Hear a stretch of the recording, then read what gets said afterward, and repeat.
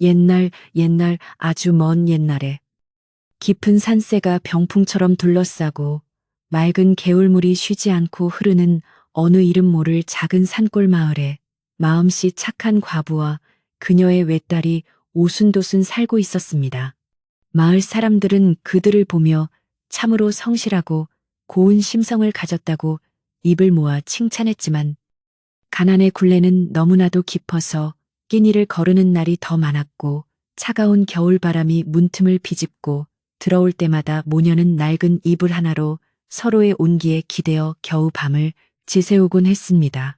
그래도 그들은 서로가 곁에 있음에 감사하며 매일 아침 떠오르는 해를 보며 미소를 잃지 않고 꿋꿋하게 하루를 시작하곤 하였던 것이었습니다. 모녀가 사는 집은 마을 가장자리에 자리 잡고 있었는데 지붕은 군데군데 짚이 빠져나와 하늘이 보일 듯 말 듯했고 마당은 비록 좁았으나 잡풀 하나 없이 깔끔하게 정리되어 있어 주인의 부지런함을 알 수 있었습니다. 부엌에는 깨진 장독대 몇 개와 낡은 가마솥이 전부였지만 딸은 매일 아침 정성스럽게 물을 길어다 놓고 어머니의 마른 손을 어루만지며 언젠가는 형편이 나아질 것이라 위로하곤 했습니다. 어머니는 그런 딸의 고운 마음씨가 기특하면서도 좋은 옷 한 벌에 입히지 못하는 자신의 처지가 한스러워 남모르게 눈물을 훔치는 날이 많았고 마을의 저녁 연기가 피어오를 때면 그 슬픔은 더욱 깊어만 갔습니다. 과부의 딸 달래는 마을에서 소문난 효녀이자 빼어난 미색을 지닌 처자였는데 그녀의 눈망울은 마치 밤하늘의 별을 박아 넣은 듯 초롱초롱했고 목소리는 꾀꼬리처럼 맑아 듣는 이들의 마음을 편안하게 해주었습니다. 비록 누더기 같은 옷을 입고 있었지만 그녀에게서 풍기는 단아한 기품은 숨길 수 없었으며 길을 가다 만나는 어르신들에게는 항상 허리를 굽혀 정중하게 인사를 건네니 마을 사람들 모두가 그녀를 자기 자식처럼 아끼고 사랑했습니다. 그러나 세상은 그리 호락호락하지 않아서 달래의 이런 고운 모습이 오히려 큰 화근이 되어 돌아올 줄은 그 누구도 짐작조차 하지 못하고 있었던 시절의 이야기입니다. 달래의 아버지는 그녀가 아주 어릴 적에 산에 나무를 하러 갔다가 사고로 세상을 떠났고 그 이후로 가게는 급격히 기울어 어머니 혼자 힘으로는 도저히 감당할 수 없는 지경에 이르렀습니다. 빚은 해를 거듭할수록 눈덩이처럼 불어났는데 특히 마을의 부유한 권력자인 박참판에게 빌린 돈이 화근이 되어 모녀의 목을 조여오기 시작했습니다.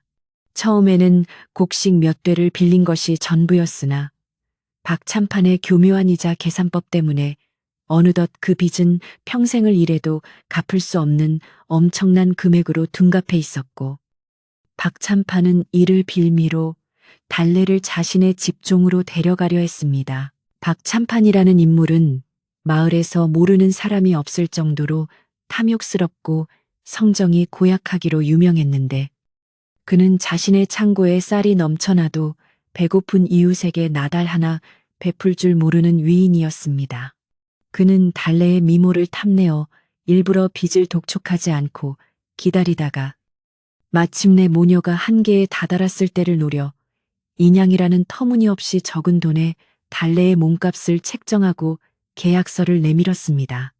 사람의 목숨값을 단돈 인양에 거래하려는 그의 파렴치한 행동에 마을 사람들은 분개했지만 그의 권세가 워낙 당당하여 감히 누구 하나 앞장서서 그를 꾸짖거나 모녀를 도울 엄두를 내지 못했습니다. 가을거지가 한창인 어느 날 박참판의 하인들이 과부의 집마당으로 들이닥쳐 빚을 갚지 못하면 내일 당장 딸을 데려가겠다고 으름장을 놓으니 집안은 순식간에 울음바다가 되었습니다.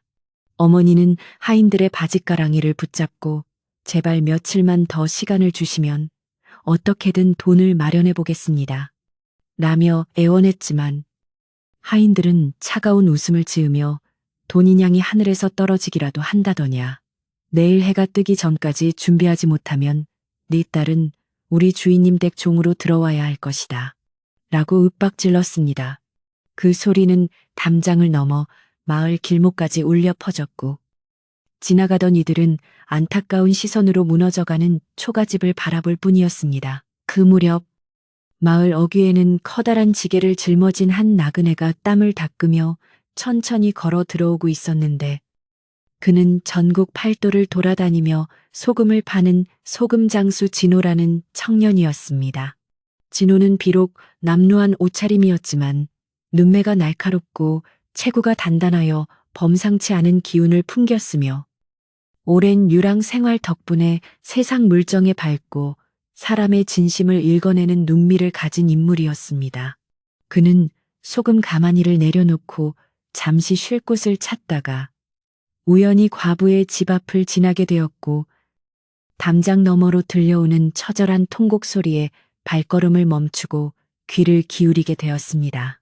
진호는 지게를 작대기로 받쳐 세워두고 집안의 형편을 살피니 마당에는 험상예진 사내들이 서 있고 방 안에서는 모녀가 서로를 끌어안고 울고 있는 모습이 한눈에 들어왔습니다.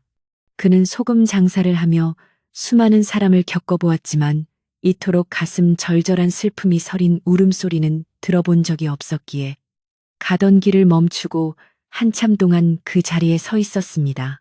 사람의 귀한 생명이 고작 인양에 팔려가다니 이 무슨 해괴하고 비통한 일이란 말인가 라고 혼잣말을 중얼거린 진호는 가슴 한구석에서 뜨거운 무언가가 치밀어 오르는 것을 느꼈고 이들의 사연을 좀 더 자세히 알아봐야겠다고 결심했습니다. 진호는 마을의 우물가로 가서 목을 축이며 그곳에 모여 빨래하던 안악들에게 넌지시 과부집의 사정에 대해 물어보았는데 안악들은 처음 보는 외지인에게 경계심을 보이면서도 이내 안타까운 마음이 앞서 이야기를 들려주었습니다. 보시오. 나그네님, 저 집딸이 얼마나 효녀인지 아오. 그런데 그 고약한 박참판이 빚인양을 빌미로 저 아이를 데려가려 하니 산천초목도 울노릇이지요. 한 안악이 눈시울을 붉히며 말하자 옆에 있던 다른 안악도 거들며 박참판 그 인간은 사람이 아니오. 돈 몇 푼에 남의 집 귀한 자식을 노비로 삼으려 하다니 천벌을 받을 것이오. 라고 분통을 터뜨렸습니다. 이야기를 전해 들은 진호의 마음은 더욱 무거워졌고 그는 자신이 평생 소금을 팔아 차곡차곡 모아온 전 재산이 담긴 쌈지를 손으로 지그시 눌러보며 깊은 고민에 빠지게 되었습니다. 그 돈은 그가 훗날 고향으로 돌아가 작은 집 한 칸 마련하고 늙으신 부모님을 모시려 했던 소중한 미천이었기에 선뜻 내놓기가 쉽지 않았지만 눈앞에서 생이별을 하게 된 모녀의 모습이 자꾸만 눈앞에 아른거렸습니다.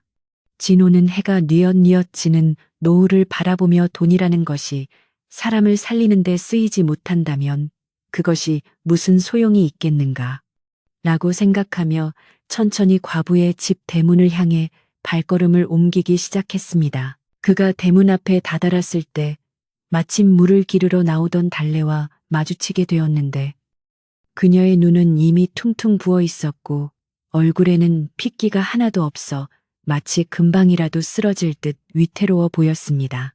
진호는 짐짓 모르는 척목이 너무 말라 그러니 물 한 바가지 얻어 마실 수 있겠소 라고 물었고 달래는 슬픔 중에도 예의를 잃지 않고 바가지에 맑은 물을 가득 채워 그에게 건네주었습니다. 진호는 물을 마시며 슬쩍 방 안을 살피니 어머니는 벽에 머리를 기대고 넋이 나간 표정으로 앉아 있었고 집안의 공기는 마치 차가운 얼음장처럼 가라앉아 있어 보는 이에 마음을 시리게 만들었습니다. 물을 다 마신 진호는 바가지를 돌려주며 달래에게 내 이 마을을 지나다 보니 그대 집안에 큰 어려움이 있다는 소문을 들었소. 혹시 내가 도울 일이 있겠소? 라고 조심스럽게 말을 건넸습니다. 달래는 외지인의 갑작스러운 물음에 당황한 듯 잠시 주춤거렸지만 진호의 진실한 눈빛을 보자 자신도 모르게 마음이 움직여 저희의 사정은 이미 마을에 다 알려졌으니 비밀일 것도 없습니다. 다만 사람의 힘으로는 어찌할 수 없는 운명이라 생각하고 받아들이려 합니다. 라며 체념 섞인 목소리로 답하고는 고개를 떨구었습니다. 진호는 달래의 대답을 듣고 잠시 침묵을 지키다가 다시 입을 열어 하늘이 무너져도 솟아날 구멍은 있다고 했소. 내가 오늘 밤 마을 주막에서 머물 터이니 혹시라도 마음이 바뀌어 도움이 필요하다면 찾아오시오. 라고 말하고는 미련 없이 지게를 지고 길을 떠났습니다. 달래는 멀어져가는 그의 뒷모습을 보며 처음 느껴보는 묘한 기분을 느꼈는데 그것은 절망 속에서 아주 희미하게 비치는 한 줄기 빛과도 같은 것이었습니다. 하지만 그녀는 이내 고개를 저으며 이름도 모르는 나그네가 무슨 수로 인양이라는 거금을 내어주겠어. 라고 생각하며 무거운 발걸음으로 부엌으로 향했습니다. 그날 저녁 주막에 짐을 푼 진호는 자리에 누웠으나 잠이 오지 않아 연신 뒤척이며 창밖의 달빛을 바라보았는데 그의 머릿속에는 오직 눈물 젖은 달래의 얼굴과 박찬판의 비열한 웃음만이 교차하며 떠올랐습니다.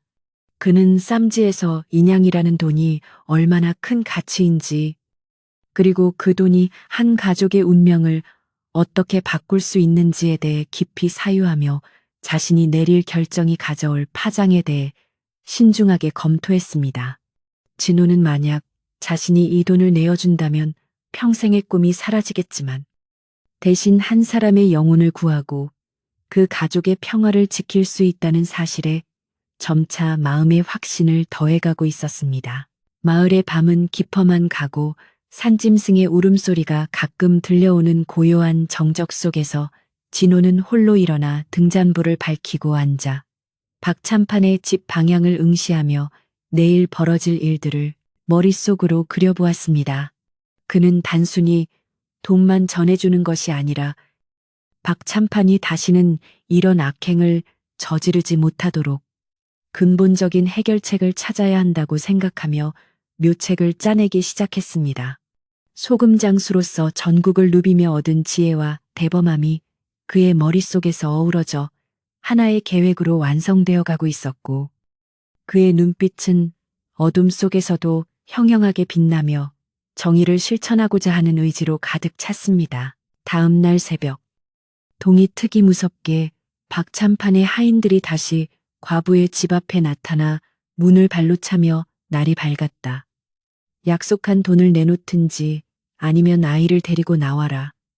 라고 고래고래 소리를 지르며 평온한 아침 공기를 깨뜨렸습니다. 과부는 딸을 방 뒤편에 숨기고 문을 가로막아 서서 제발 조금만 더 기다려주세요. 마을 어르신들께 빌려보기라도 하겠습니다. 라며 울며 매달렸지만 하인들은 막무가내로 그녀를 밀치고 방 안으로 들어가려 했습니다.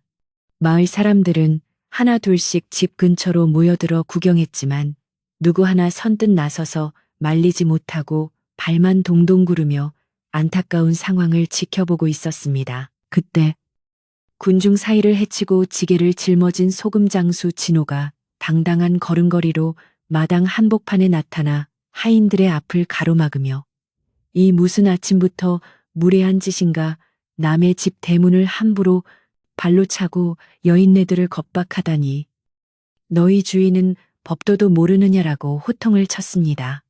갑작스러운 외지인의 등장과 위험 있는 꾸짖음에 하인들은 잠시 당황하여 멈칫거렸고 대장격인 하인이 진호를 위아래로 훑어보며 너는 웬 놈이냐?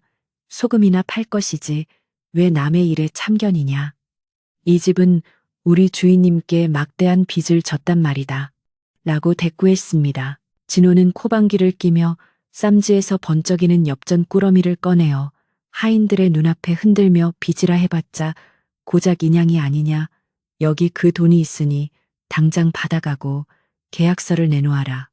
만약 돈을 받고도 물러나지 않는다면 관가에 고발하여 박찬판의 탐욕을 낱낱이 고할 것이다. 라고 단호하게 말했습니다.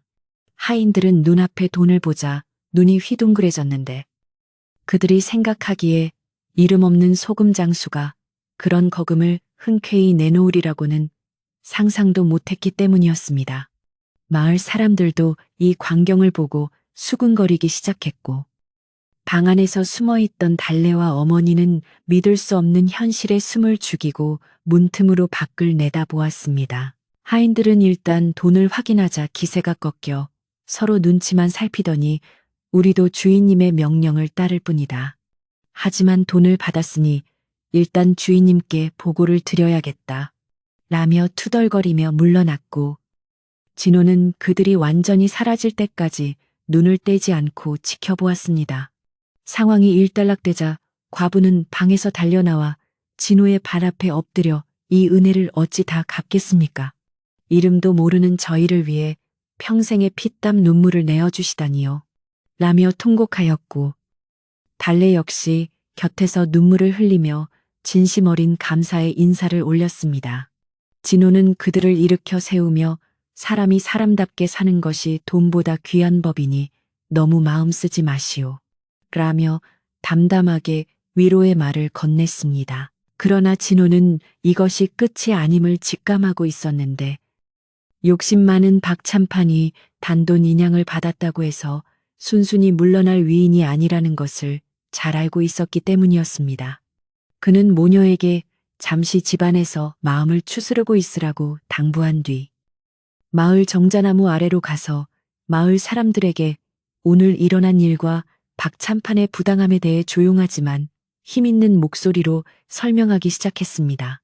마을 사람들은 처음에는 보복이 두려워 망설였으나 진호의 용기 있는 태도에 점차 감화되어 박참판의 그간 행적에 대해 하나둘씩 불만을 토로하기 시작했고 마을에는 묘한 연대감이 형성되기 시작했습니다. 마을에서 가장 연세가 많고 덕망이 높으신 김영감님은 진호의 곁으로 다가와 그의 어깨를 두드리며 젊은이 참으로 대단한 일을 했네. 하지만 박참판은 교활한 자라네. 그가 이대로 포기하지 않고 분명 다른 구실을 만들어 이 집을 괴롭힐 것이야. 라고 조언했습니다. 진호는 고개를 끄덕이며 어르신. 저도 그것이 걱정입니다. 그래서 마을 분들의 도움이 필요합니다. 우리가 힘을 합쳐야만 저 모녀가 진정으로 평화를 찾을 수 있습니다. 라고 답하며 박참판에 맞설 구체적인 방안을 제안했고 김영감님은 깊은 생각 끝에 진호의 뜻에 동참하기로 약속했습니다. 오후가 되자 소문은 박참판의 귀에 들어갔고 그는 자신의 계획이 이름 없는 소금 장수에 의해 틀어지자 불같이 화를 내며 직접 과부의 집으로 찾아오겠다고 선언했습니다. 그는 관아의 포졸들과 친분이 있다는 것을 과시하며 이번 기회에 소금 장수를 도둑으로 몰아 마을에서 쫓아내고 달래를 강제로 데려오겠다는 악랄한 심산이었습니다.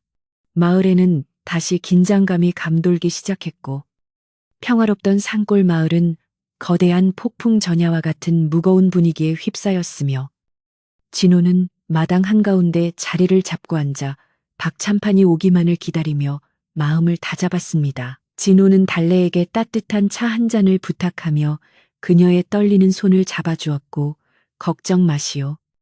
정의는 반드시 승리하는 법입니다. 오늘 밤이 지나면 모든 것이 제자리로 돌아올 것이오. 라고 안심시켰습니다. 달래는 진호의 단단한 손길에서 이전에는 느껴보지 못한 든든함과 신뢰를 느꼈으며 자신을 위해 모든 것을 거니 나그네를 위해 무엇을 할 수 있을지 고민하며 간절한 마음으로 기도를 올렸습니다. 저 멀리 박참판이 하인들을 거느리고 거드름을 피우며 다가오는 모습이 보이기 시작하자 마을 사람들 역시 하나둘씩 과부의 집 주변으로 모여들어 진호의 뒤를 지키며 함께 맞설 준비를 마쳤습니다. 박참판이 거느린 하인들이 흙먼지를 일으키며 과부의 집 앞으로 다시 몰려왔을 때 마을은 이미 이른 아침부터 퍼진 소문으로 인해 벌집을 쑤셔놓은 듯 시끌벅적한 상태였습니다. 평소 박참판의 섯을 퍼런 위세에 눌려 숨죽이며 살아오던 사람들은 담벼락 뒤나 나무 뒤에 숨어 이 광경을 지켜보았는데 그들의 눈빛에는 호기심과 함께 이름 모를 나그네가 겪게 될 화에 대한 걱정이 가득 서려 있었습니다. 마을 어귀에서부터 들려오는 거친 발소리와 고함은 평화롭던 산골의 정적을 깨뜨렸고 가을바람에 흩날리는 낙엽들조차 이들의 험악한 기세에 놀라 바닥을 뒹굴며 긴박한 분위기를 한층 더 고조시키고 있었습니다. 박찬파는 화려한 비단 두루마기를 걸치고 거들먹거리는 걸음걸이로 마당 한복판에 들어서더니 지게 옆에 꼿꼿하게 서 있는 진호를 멸시하는 눈빛으로 아래 위로 훑어보며 비릿한 웃음을 지어 보였습니다. 그는 마치 사냥감을 몰아넣은 포수처럼 여유를 부리며 자신의 품에서 누렇게 변색한 종이 한 장을 꺼내 흔들어 보였는데 그것은 다름 아닌 과부가 예전에 돈을 빌리며 작성했던 차용증이었습니다. 내 놈이 감히 내 앞길을 가로막고 돈 몇 푼으로 생색을 내려 하느냐. 이 종이에는 단순한 원금뿐만 아니라 그간 쌓인 이자와 계약 위반에 따른 벌금까지 명확히 적혀 있느니라. 라며 박찬파는 기세등등하게 외쳤습니다. 진호는 박찬판의 위협에도 눈 하나 깜짝하지 않고 침착하게 대응했는데 그는 오히려 박찬판의 눈을 똑바로 응시하며 차분한 어조로 대감께서 말씀하시는 이자와 벌금이라는 것이 과연 나라의 법도에 맞는 것인지 묻고 싶습니다. 단돈 인양을 빌려주고 한 사람의 인생을 통째로 가져가려 하는 것이 어찌 정당한 거래라고 할 수 있겠습니까? 라고 조목조목 따져 물었습니다. 진호의 당당한 태도에 당황한 박찬파는 얼굴이 불그락푸르락 달아올랐고 주위에서 지켜보던 마을 사람들은 평소 자신들이 하고 싶었던 말을 대신해주는 나그네의 용기에 속으로 박수를 보내며 조심스럽게 상황을 지켜보았습니다. 이 소식은 순식간에 마을 전체로 퍼져나갔는데 논밭에서 일하던 사내들도 우물가에서 물을 냈던 아낙네들도 모두 일손을 멈추고 과부의 집 주변으로 모여들어 수군거리기 시작했습니다. 저 소금 장수 청년이 대체 누군데 박찬판에게 저리 맞서는 것일까?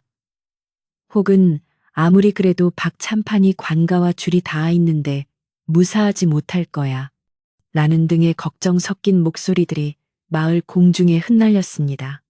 마을의 주막에서는 이미 이 사건이 최고의 화제거리가 되어 술잔을 기울이던 이들조차 안주 대신 소금 장수의 대담함과 박찬판의 고약한 신보를 안주 삼아 열띤 토론을 벌이고 있었습니다. 마을에서 가장 지혜롭다고 알려진 김영감님은 이 상황을 먼 발치에서 지켜보다가 깊은 한숨을 내쉬며 천천히 진호의 곁으로 다가와 그의 소매를 살짝 잡아당기며 조용히 타이르기 시작했습니다.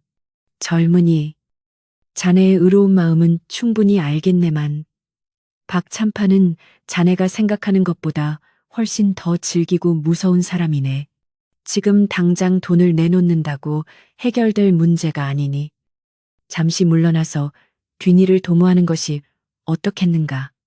김 영감님의 걱정, 어린 충고에는 그간 박찬판에게 당해온 수많은 사람의 피눈물 섞인 역사가 고스란히 담겨 있어 듣는 이로 하여금 절로 몸을 사리게 만드는 무게감이 있었습니다. 진호는 김영감님의 손을 정중히 맞잡으며 어르신, 걱정해 주시는 마음은 깊이 감사드립니다. 하지만 누군가 한 명은 이 잘못된 고리를 끊어야 하지 않겠습니까? 제가 오늘 여기서 물러난다면 저 불쌍한 모녀는 평생 노비의 멍에를 쓰고 살아가야 할 것입니다. 라고 단호하게 자신의 뜻을 밝혔습니다. 그의 목소리에는 흔들림 없는 확신이 서려 있었고 그 결연한 의지는 곁에 있던 달래와 과부에게도 전달되어 절망에 빠졌던 그들의 가슴 속에 작은 희망의 불꽃을 지피게 하였습니다. 진호는 다시 박찬판을 향해 고개를 돌리며 다음 대결을 준비하는 투사의 모습으로 변모해 있었습니다. 박찬판은 진호가 물러날 기색이 없자 더욱 표독스러운 표정을 지으며 자신의 하인들에게 명령하여 진호의 지게를 발로 차서 넘어뜨리게 했고 가마니에서 쏟아져 나온 하얀 소금들이 흙바닥에 어지럽게 흩뿌려졌습니다.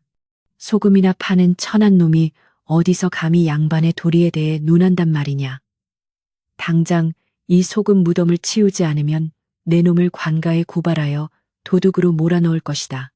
박찬판의 포효는 마을 산천을 울릴 듯 컸으나 정작 진호는 바닥에 흩어진 소금을 물끄러미 바라보며 슬픈 미소를 지을 뿐이었습니다.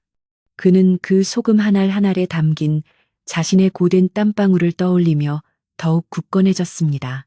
이때 마을 주막의 주모가 바구니를 들고 나타나 사람들 사이를 비집고 들어오더니 진호에게 다가가 넌지시 말하기를 나그네님, 박찬판은 예전에도 이런 식으로 남의 땅을 빼앗고 자식들을 데려간 전적이 한두 번이 아니오.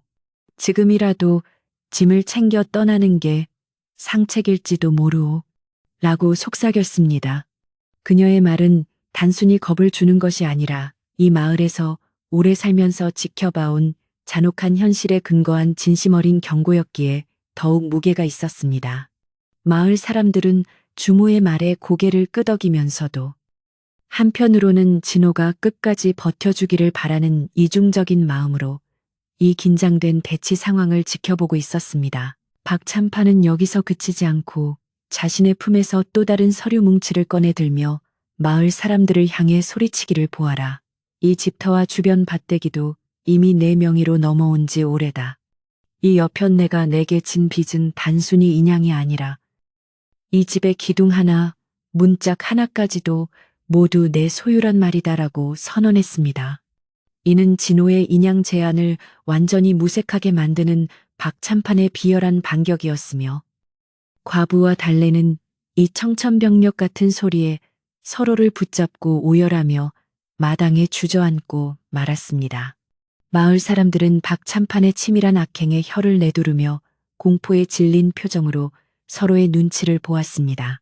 진호는 이 모든 상황이 박찬판의 철저한 계산 아래 이루어진 것임을 간파하고 잠시 눈을 감고 정신을 집중하여 자신이 아는 법, 지식과 소금 장사를 하며 전에 들었던 관가의 행정 절차들을 떠올리기 시작했습니다.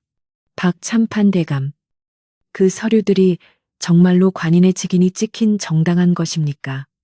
만약 제가 확인했을 때 위조된 부분이 있다면 대감의 목숨 또한 온전치 못할 것입니다. 진호의 이 한마디는 박찬판의 가슴에 비수처럼 꽂혔고 순간 박찬판의 눈동자가 파르르 떨리는 것을 진호는 놓치지 않았습니다. 마을에는 다시금 팽팽한 정적이 흘렀고 오직 바람 소리만이 모녀의 울음소리를 실어 나를 뿐이었습니다. 마을 사람 중 한 명인 박서방이 조심스럽게 입을 열어 정말로 저 종이가 가짜라면 우리 마을 사람들이 모두 증인이 되어야 하는 것 아니냐라고 작은 목소리로 내뱉자 여기저기서 동조하는 목소리들이 조금씩 터져나오기 시작했습니다. 그간 억눌려왔던 마을 사람들의 분노가 소금장수 진호라는 기폭제를 만나 서서히 타오르기 시작한 것인데 이는 박찬판도 예상치 못한 전개였습니다. 그는 당황하며 하인들에게 무엇들 하느냐, 저 건방진 놈을 당장 끌어내고 사람들을 흩어지게 해라 라고 소리를 질렀으나 하인들 또한 불어난 마을 사람들의 기세에 눌려 선뜻 움직이지 못하고 주춤거리는 모양새였습니다. 김영감님은 다시 한번 진호에게 다가와 젊으니 이제 일이 커질 대로 커졌네. 자네가 내민 인양이 시작이었지만 이제는 마을 전체의 명예와 진실이 걸린 문제가 되었어. 부디 신중하게 행동하여 무고한 피가 흐르지 않게 해주게 라고 당부했습니다. 그의 목소리에는 단순한 경고를 넘어 진호에 대한 깊은 신뢰와 기대를 담고 있었으며 진호는 어르신의 말씀에 깊이 고개를 숙이며 어르신, 걱정 마십시오. 진실은 물에 가라앉지 않는 법입니다. 제가 가진 모든 것을 걸고 이 마을의 정의를 바로잡겠습니다. 라고 답하며 마음을 다잡았습니다. 달래는 마당 구석에서 흙을 쥐어짜며 울다가 진호를 바라보았는데 그의 등 뒤로 지는 노을이 마치 서광처럼 비치는 것을 보고 마음속 깊은 곳에서 형언할 수 없는 용기가 솟구치는 것을 느꼈습니다. 그녀는 벌떡 일어나 진호의 옆으로 다가가 서더니 나그네님의 은혜를 저버리지 않겠습니다. 저 또한 제 목숨을 걸고 박찬판의 거짓을 증명하겠습니다. 저희 어머니와 저는 결코 저런 부당한 계약을 맺은 적이 없습니다. 라고 당당하게 소리쳤습니다.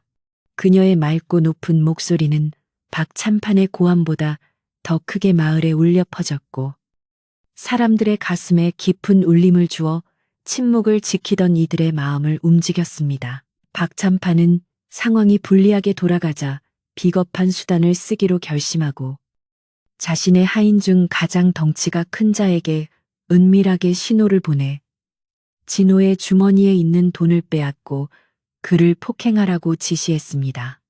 하지만 진호는 이미 산전수전을 다 겪은 소금장수였기에 하인의 공격을 가볍게 피하며 오히려 상대의 중심을 무너뜨려 바닥에 고꾸라지게 만들었습니다. 이 광경을 본 마을 사람들은 환호성을 질렀고 박찬판은 이제 이성을 잃고 악에 바쳐 소리를 지르며 이놈들이 단체로 반역이라도 꾀하는 것이냐. 내일 관가에서 포졸들을 데려와 너희 모두를 옥에 가두겠다라고 마지막 협박을 늘어놓았습니다. 해가 산 너머로 넘어가고 어스름이 깔리기 시작할 무렵 박찬판은 일단 분을 참지 못한 채 하인들을 이끌고 자신의 저택으로 물러갔지만 그의 뒷모습은 여전히 살기로 가득 차 있었습니다. 진호는 흩어진 소금을 정성스럽게 모으며 마을 사람들에게 일일이 인사를 건네고 오늘 밤이 가장 고비일 것입니다. 모두 각자의 집으로 돌아가시되 만약의 사태에 대비해 주십시오. 라고 부탁했습니다. 마을 사람들은 걱정스러운 눈길을 보내면서도 진호의 리더십에 의지하며 각자의 처소로 흩어졌고 과부의 집마당에는 오직 모녀와 진호 그리고 김영감님만이 남아 앞으로의 대책을 논의하게 되었습니다. 김영감님은 진호를 방 안으로 들여 따뜻한 숭늉 한 사발을 내어주며 박찬판은 오늘 밤 분명히 관가에 사람을 보낼 것이네. 그가 가진 돈과 권력이라면 내일 아침이면 포졸들이 들이닥칠 게 뻔하지. 자네는 외지인이니 지금이라도 떠나는 게 낫지 않겠나 라고 다시 한번 진심으로 그의 안위를 걱정했습니다. 진호는 숭늉을 들이켜고 잔잔하게 웃으며 떠날 생각이었다면 처음부터 시작하지도 않았을 것입니다. 어르신, 제가 소금을 팔며 알게 된 관아에 이방 한 분이 계십니다.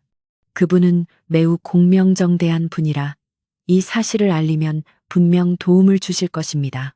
라고 희망적인 소식을 전했습니다. 과부는 진호의 손을 잡고 우리 때문에 이런 험한 일에 휘말리게 해서 너무나 죄송합니다. 인양이라는 큰돈도 모자라 이제는 목숨까지 위험하게 되었으니 저희가 무슨 낯으로 나그네님을 뵙겠습니까? 라며 다시금 눈물을 흘렸습니다. 진호는 아주머니, 돈은 다시 벌면 그만이지만 사람의 도리는 한 번 잃으면 되찾기 어려운 법입니다. 저는 제 선택에 후회가 없습니다. 라고 말하며 모녀를 안심시켰습니다. 밤이 깊어갈수록 집 밖의 어둠은 짙어졌지만 방 안의 등잔불만큼은 그 어느 때보다 밝게 타오르며 네 사람의 결의를 비추고 있었으며 외부와 단절된 고요함 속에서 긴장감은 더욱 팽팽해졌습니다. 밤새 마을 주막에서는 박찬판의 하인들이 드나들며 사람들의 동태를 살피고 분위기를 험악하게 조성하며 공포 분위기를 유도했습니다. 내일 아침이면 저 소금 장수의 목이 날아갈 텐데 누가 감히 저 모녀 편을 들겠어라는 하인들의 조롱 섞인 말들이 주막에 찬 공기를 타고 흘러다녔습니다. 마을 사람들은 집안에서 이불을 뒤집어 쓰고 잠을 이루지 못한 채 내일 아침에 벌어질 비극적인 결말을 상상하며 마음을 졸였고 정직한 사람보다 악한 사람이 더 잘 사는 세상의 부조리에 대해 깊은 회의감과 분노를 동시에 느끼고 있었던 것이었습니다. 달래는 잠들지 못하고 마당으로 나와 밤하늘의 달을 보며 기도를 올렸는데 그녀는 만약 자신이 희생하여 모든 일이 해결될 수 있다면 기꺼이 박찬판의 집으로 들어가겠노라고 다짐하며 눈물을 훔쳤습니다. 그때 뒤에서 진호의 목소리가 들려왔습니다. 달래낭자. 헛된 생각은 하지 마시오. 낭자의 희생으로 얻은 평화는 진정한 평화가 아닙니다. 제가 반드시 낭자와 어머니를 지켜드릴 것이니 저를 믿고 기다려 주십시오. 진호의 목소리는 밤바람을 타고 부드럽게 그녀의 귓가에 머물렀고, 달래는 그제야 마음속에 가득 찼던 불안감을 조금이나마 덜어내고 고개를 끄덕일 수 있었습니다. 새벽녘이 되자 마을에는 짙은 안개가 깔리기 시작했고, 이는 마치 앞으로 닥칠 불투명한 운명을 상징하는 듯 했습니다. 진호는 일찍 일어나 자신의 지게를 다시 손질하고 소금 가마니를 정돈하며 박찬판과의 최후의 대결을 준비했는데, 그의 표정은 마치 폭풍전야의 바다처럼 고요하면서도 깊은 울림을 간직하고 있었습니다. 그는 김영감님에게 받은 마을의 오래된 장부와 자신이 기록해둔 박찬판의 불법 거래 내역들을 다시 한번 확인하며 진실을 밝힐 결정적인 증거들을 차곡차곡 준비해 나갔습니다. 그는 자신이 흘린 땀방울이 헛되지 않을 것임을 굳게 믿으며 동쪽 하늘이 밝아오기를 기다렸습니다. 마침내 산마루 위로 붉은 해가 고개를 내밀자 마을 저편에서 징소리와 함께 관가 포졸들의 발소리가 요란하게 들려오기 시작했습니다. 박찬판은 말에 올라타 기세등등하게 앞장섰고, 그 뒤를 따르는 포졸들은 서슬퍼런 포승줄과 몽둥이를 들고 마을 사람들을 위협하며 과부의 집을 향해 진격해 왔습니다. 마을 사람들은 공포에 질려 길가로 나와 이 광경을 지켜보았고, 어떤 이들은 차마 눈을 뜨고 보지 못해 고개를 돌리기도 했습니다. 이제 모든 운명의 시간이 다가왔음을 알리는 웅장한 북소리가 진호의 가슴 속에서 울려 퍼지기 시작했으며, 그는 조용히 대문을 열고 밖으로 나갔습니다. 진호는 대문 앞에 서서 다가오는 박찬판 일행을 향해 당당히 외쳤습니다. 오시느라 고생이 많으셨습니다. 대감께서 원하시던 진실과 법도가 기다리고 있습니다. 어서 와서 이 마을의 모든 사람이 보는 앞에서 무엇이 옳고 무엇이 그른지 판가름해 봅시다. 그의 목소리는 안개를 가르고 마을 구석구석까지 퍼져나갔으며, 포졸들조차 그의 기운에 눌려 잠시 주춤거리며 서로의 얼굴을 바라보았습니다. 박찬판은 비열한 웃음을 지으며 내 이놈, 죽을 자리를 스스로 찾아온 게로구나 여봐라.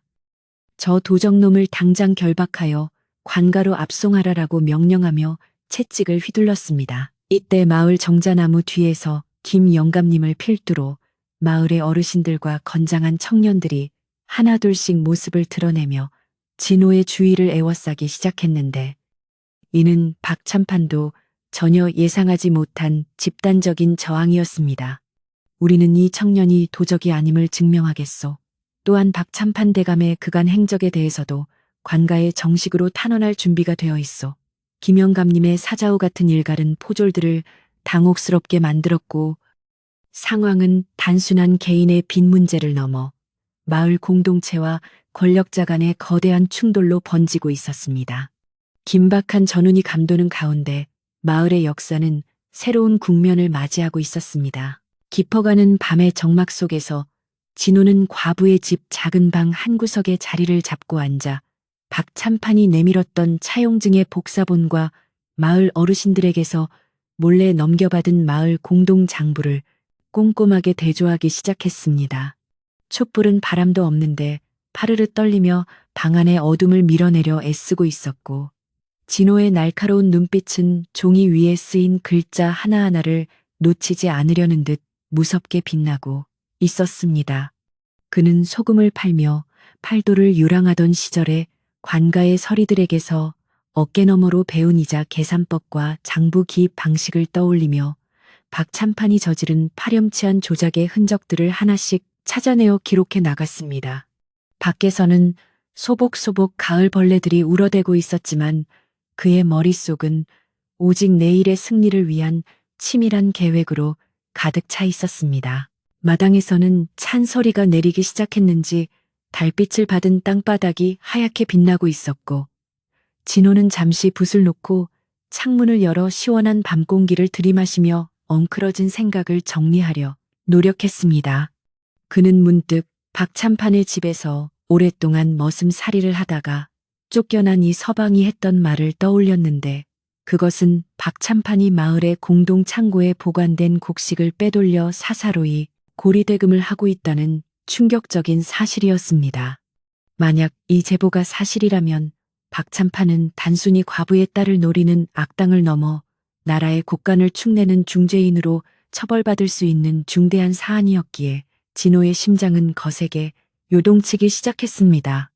그는 이 진실을 밝히기 위해 자신의 전 재산인 인양뿐만 아니라 목숨까지도 걸어야 한다는 것을 직감하면서도 결코 물러설 수 없다는 정의감에 주먹을 불끈 쥐었습니다. 방 밖에서는 인기척이 들리더니 달래가 따뜻하게 데운 숭늉 한 그릇을 들고 조심스럽게 문을 두드렸는데, 그녀의 얼굴에는 여전히 근심이 가득했지만 낮보다는 한층 단단해진 결의가 서려 있는 듯 보였습니다.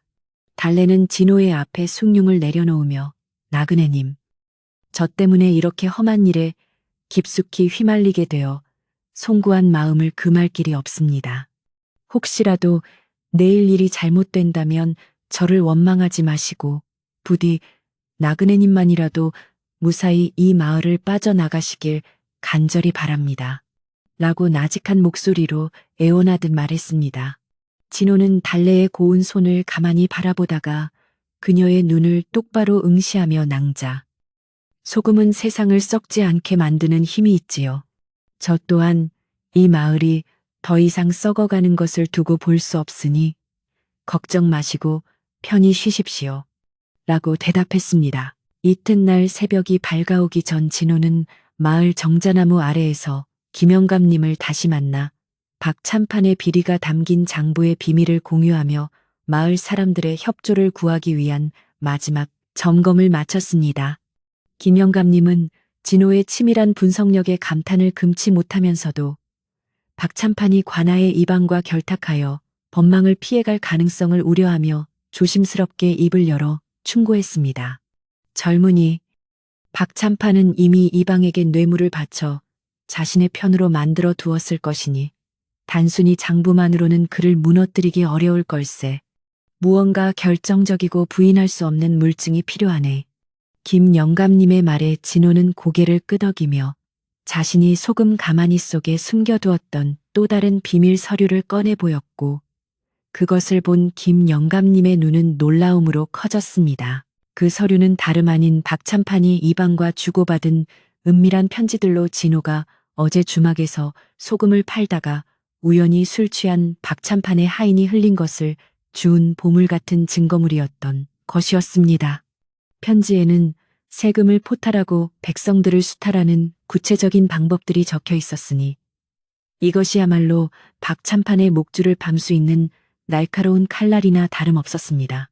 진호는 이 편지들을 김 영감님께 보여주며 이것이 있다면 관아에서도 함부로 박찬판의 편을 들지 못할 것입니다. 우리는 마을 사람들을 이끌고 관아로 직접 찾아가 사또께 이 억울함을 호소해야 합니다. 라고 말하며 당당하게 앞장설 준비를 마쳤습니다. 마을의 새벽 안개는 서서히 걷히고 있었고 진호의 등 뒤로 떠오르는 해는 마치 다가올 정의의 심판을 예고하는 듯 웅장하게 빛났습니다. 진호는 과부의 집마당으로 돌아와 달래와 어머니에게 내일 벌어질 일들을 설명하며 만약의 사태에 대비해 마을 뒷산 너머에 있는 절로 잠시 피신해 있으라고 권유했지만 달래는 완강하게 거절했습니다. 저희를 위해 모든 것을 거신 나그네님을 혼자 둘 수는 없습니다. 제가 직접 사또 앞에서 박찬판의 만행을 고발하고 제 어머니와 집을 지킬 수 있게 허락해 주십시오. 달래의 눈빛에는 더 이상 두려움이 없었으며 그녀의 목소리는 산골의 맑은 시냇물처럼 투명하면서도 힘이 넘쳐보는 이로 하여금 깊은 신뢰를 느끼게 만들었습니다. 결국 진호는 그녀의 청을 받아들였고 세 사람은 서로의 손을 맞잡으며 어떤 고난이 닥쳐도 결코 굴복하지 않겠다는 굳은 맹세를 나누며 결전의 시간을 기다렸습니다. 한편 박찬판의 저택에서는 전날 밤의 소란으로 인해 기분이 상한 박찬판이 하인들을 불러 모아 진호를 처리할 음모를 꾸미고 있었는데 그는 진호가 단순한 소금 장수가 아닐지도 모른다는 의심에 휩싸여 있었습니다. 그놈의 눈빛이 보통 내기가 아니다. 필시 관가에서 보낸 암행어사의 수하이거나 나를 무너뜨리려는 경쟁자의 첩자일 수도 있으니 오늘 해가 지기 전에 반드시 소리 소문 없이 처리해야겠다. 박찬판은 자신의 비밀 창고에서 날카로운 칼을 꺼내어 하인들에게 건네며 진호가 혼자 있을 때 습격하여 강탈한 뒤 산속 깊은 곳에 묻어버리라는 잔인한 명령을 내렸습니다.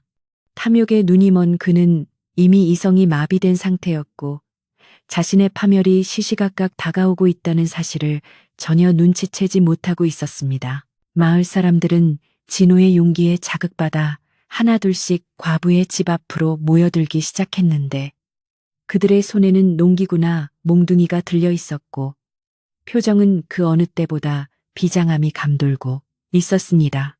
우리가 언제까지 박찬판의 횡포에 당하고만 살아야 합니까?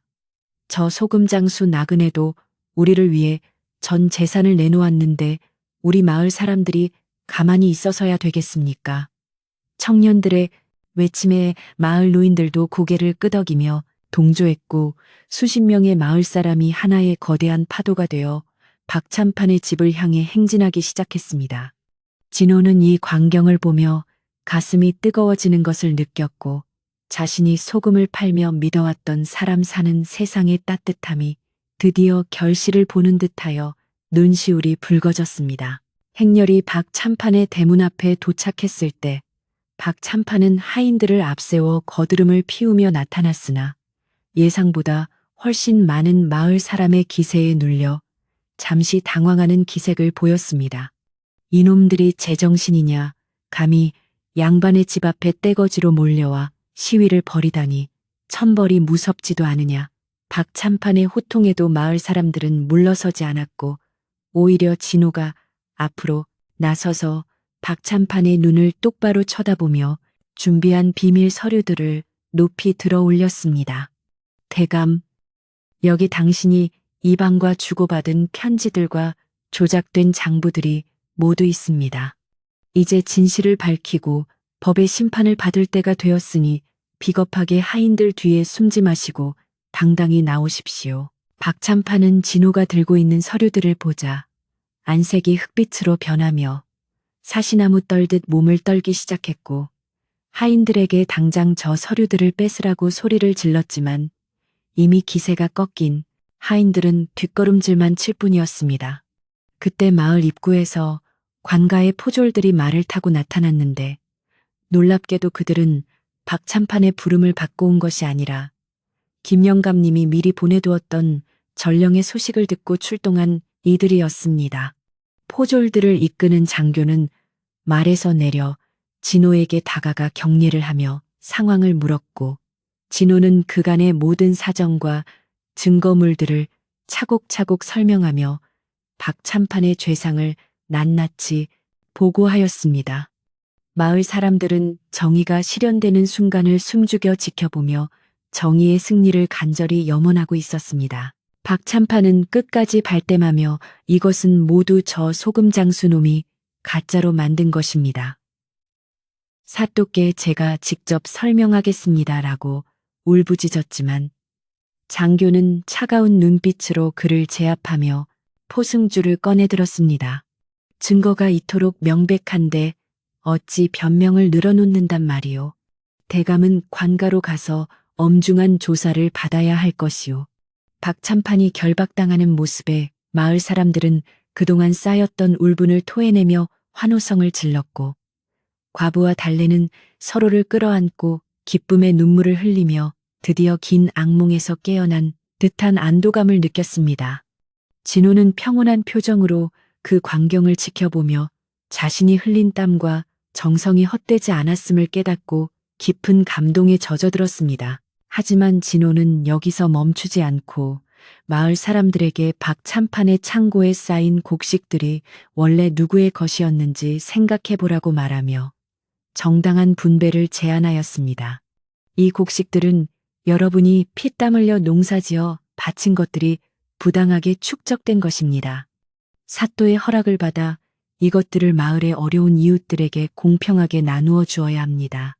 진호의 제안에 마을 사람들은 다시 한번 감탄하며 박수를 보냈고 마을은 어느새 축제 분위기로 변하여 가을 햇살 아래 따뜻한 온기가 가득 차오르기 시작했습니다.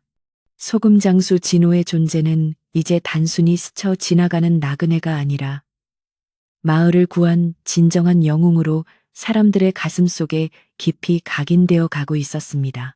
사태가 수습되어 갈 무렵 진호는 박찬판의 서재 구석에서 우연히 발견한 낡은 함 하나를 발견했는데 그 안에는 마을 사람들의 땅 문서와 노비 문서들이 빼곡하게 담겨 있었습니다. 그는 이것들을 들고 마당으로 나와 불을 지피고는 마을 사람들이 보는 앞에서 하나씩 태워버리기 시작했는데 불꽃이 타오를 때마다 사람들의 가슴 속에 맺혔던 응어리들도 함께 타 없어지는 듯 했습니다. 이제 여러분은 누구의 노예도 아니고 누구의 빚쟁이도 아닙니다. 이 불꽃과 함께 여러분의 자유를 되찾으십시오.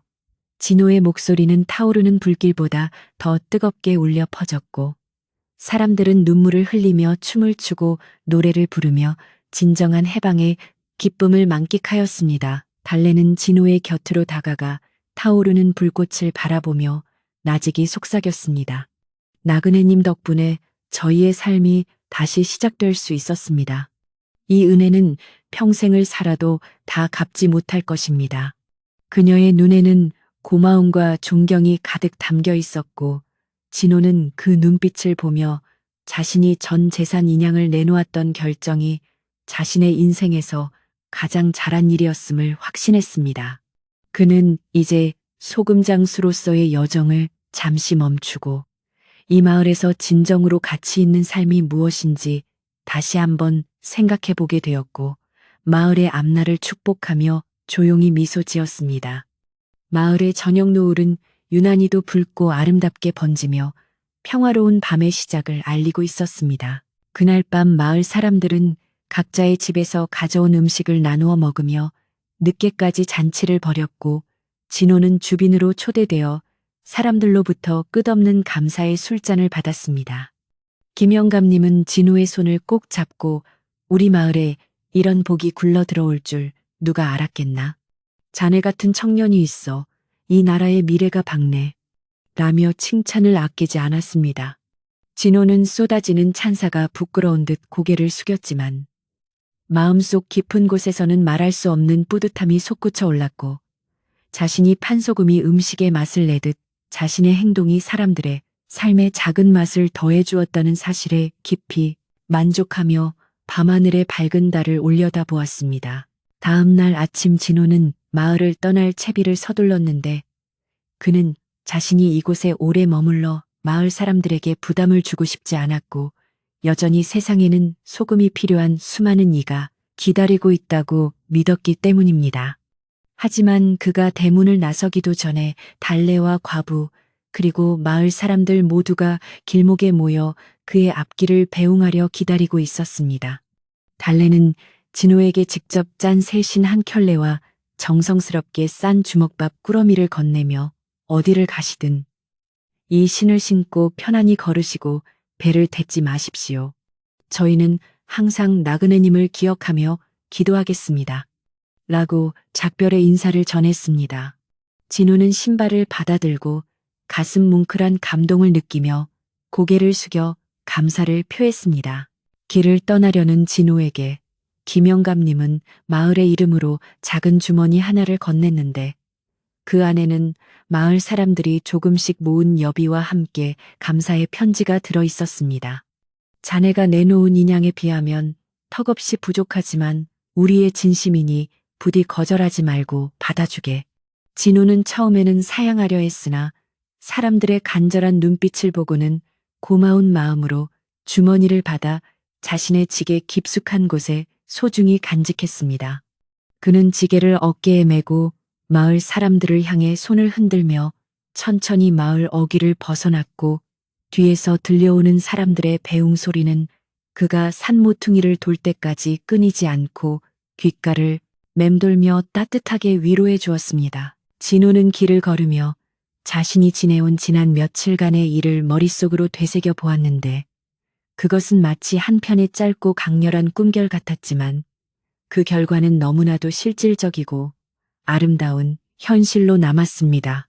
그는 소금이 녹아 물이 되듯 자신도 이 마을의 아픔 속에 녹아들어 치유의 힘이 되었다는 사실에 스스로를 대견하게 여겼으며, 앞으로 만날 또 다른 마을과 사람들에게도 이런 진심을 전하고 싶다는 사명감을 갖게 되었습니다. 가을 햇살은 소금 가마니 위에서 반짝이며 그의 길을 밝혀주었고, 발걸음은 그 어느 때보다 가벼워 바람처럼 산길을 헤치고 나아갔습니다. 진호의 가슴 속에는 이제 인양이라는 돈보다 훨씬 크고 귀한 사랑이라는 재산이 가득 차 있었습니다. 그가 마을을 떠난 지 얼마 지나지 않아 마을에는 새로운 변화의 바람이 불기 시작했는데, 박찬판의 집은 몰수되어 마을 공동의 교육관으로 바뀌었고, 아이들의 글 읽는 소리가 담장 너머로 울려 퍼지게 되었습니다. 달래와 어머니는 마을 사람들의 도움으로 무너진 집을 새로 고치고 정직하게 농사를 지으며 평화롭게 살아갔으며, 달래의 효심과 미모는 인근 고을까지 소문이 자자하여 많은 이의 귀감이 되었습니다. 마을 사람들은 힘든 일이 생길 때마다 소금장수 진호의 이야기를 나누며 서로 돕고 의지하는 마음을 잃지 않았고, 그 산골 마을은 팔도에서 으뜸가는 살기 좋은 마을로 불리게 되었다는 소문이 자자하게 퍼져나갔습니다. 진호는 먼 길을 가다가도 가끔씩 그 마을 쪽을 바라보며 미소를 지었는데, 그는 비록 몸은 떨어져 있어도 자신의 마음 한구석에는 항상 그 모녀와 마을 사람들을 위한 따뜻한 자리가 남아있음을 알고 있었습니다. 그는 소금을 파는 틈틈이 어려운 이들을 만나면 자신이 가진 것을 아낌없이 나누어 주며, 소금장수 진호라는 이름보다는 길 위의 성자라는 별칭으로 불리기 시작했습니다. 그는 자신이 선택한 운명이 결코 헛되지 않았음을 매일 밤 잠들기 전 기도를 통해 확인하였고, 그의 지게에 실린 소금은 이제 단순한 물건을 넘어 세상의 어둠을 밝히는 희망의 상징이 되어 전국 방방곡곡으로 퍼져나갔습니다. 시간이 흘러 다시 가을이 찾아왔을 때 진호는 약속이라도 한 듯 다시 그 마을 어귀에 나타났는데, 이번에는 소금뿐만 아니라 아이들을 위한 책과 여인들을 위한 예쁜 옷감들을 한가득 싣고 있었습니다. 마을 사람들은 그를 보자마자 달려나와 환영해 주었고, 달래와 어머니는 눈물을 흘리며 그를 맞이하여 세상에서 가장 따뜻하고 맛있는 저녁 식사를 대접했습니다.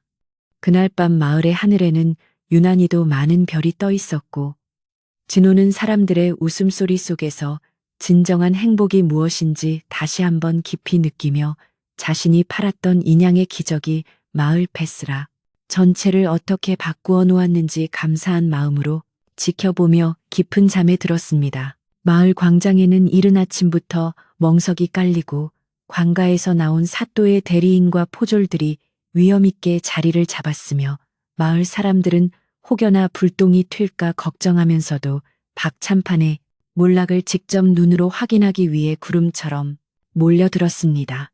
햇살은 유난히도 밝게 내리쬐어 박찬판의 죄상을 낱낱이 밝히기에 부족함이 없었고, 공기는 어제와 달리 무척이나 신선하게 느껴져 사람들의 마음속에 서려있던 두려움을 조금씩 걷어내주고 있었습니다.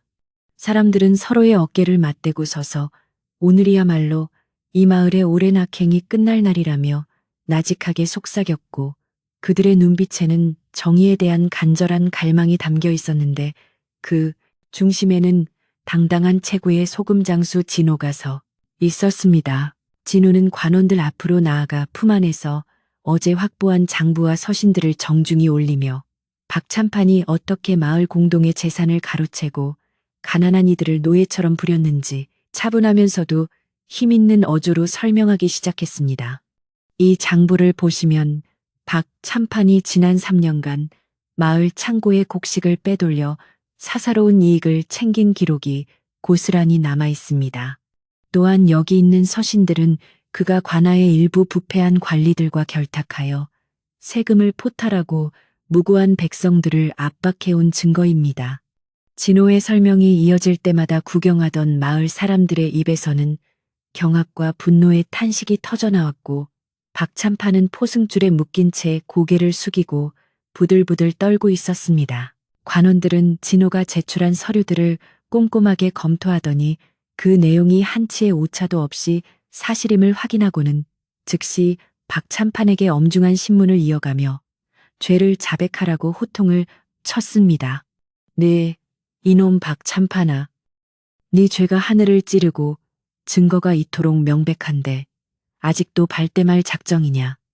네가 갈취한 백성들의 고열을 어찌 갚을 것이며 감히 사람의 목숨을 단돈 인양에 거래하려 한 죄를 어찌 씻으려 하느냐. 사또 대리인의 서슬퍼런 꾸짖음은 마을 전체에 울려 퍼졌고 박참판은 이제 더 이상 도망갈 길이 없음을 깨닫고 바닥에 엎드려 자신의 잘못을 하나둘씩 털어놓으며 목숨만은 살려달라고 비굴하게 애원했습니다. 이 광경을 지켜보던 과부와 달래는 그동안 가슴에 맺혔던 응어리가 씻겨 내려가는 듯한 기분을 느끼며 서로의 손을 꼭 잡았고 마을 사람들은 박참판의 자백이 나올 때마다 박수를 치며 정의의 실현을 기뻐하였습니다.